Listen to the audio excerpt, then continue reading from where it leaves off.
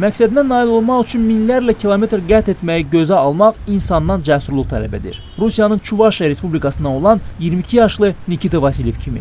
Bu ilin aprel ayında Volqa çayı sahillərindəki doğma Çebaksar şəhərindən səyahətə başlayan Nikita Rusiyanın bir neçə vilayətində olub. Krım yarımadasından sonra Qafqazda səyahətini davam etdirən gənc velosipedçi Şimali Qafqazın bütün respublikalarını dolaşaraq necə deyərlər fərqli coğrafiyalarla tanış olub. Deyir yola da elə coğrafiya naminə çıxıb.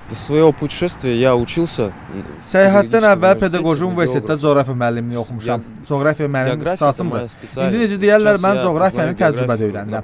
Gələcəkdə müəllim olmaq istəyirəm. Fikrimcə bu əladır. Coğrafiya müəllimi öz şagirdlərinə təkcə şəkillərdə yerləri göstərmir. Həmçinin özünün olduğu yerlər barədə bəhs edə bilər. İnsanların necə yaşadığını, məişəti barədə danışa bilər.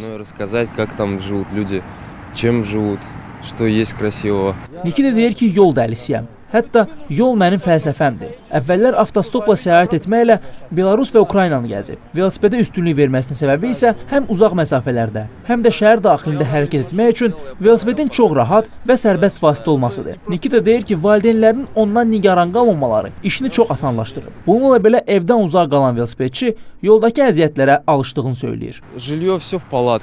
Əslində hər şey çox sadədir. Özümlə gecələdiyim çadırı götürmüşəm, yeməyi odun üstündə səyahət qazanında bişirirəm, yeyirəm. Amma inandırım sizi, Qafqaza gələndən ocaq qalamaqla yemək hazırlamıram.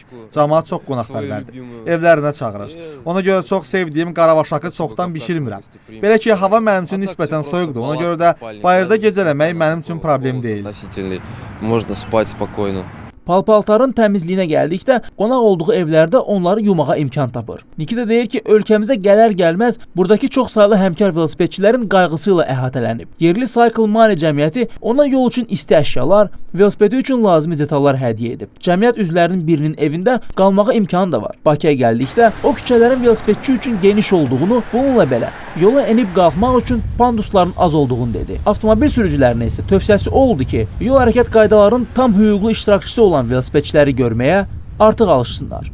6000 kilometrdən çox yol gedən Nikita yaxın bir həftədən hələ ölkəmizdə olacaq. Bundan sonra isə dediyinə görə növbəti hədəflər Qafqazın digər respublikaları və Türkiyədir.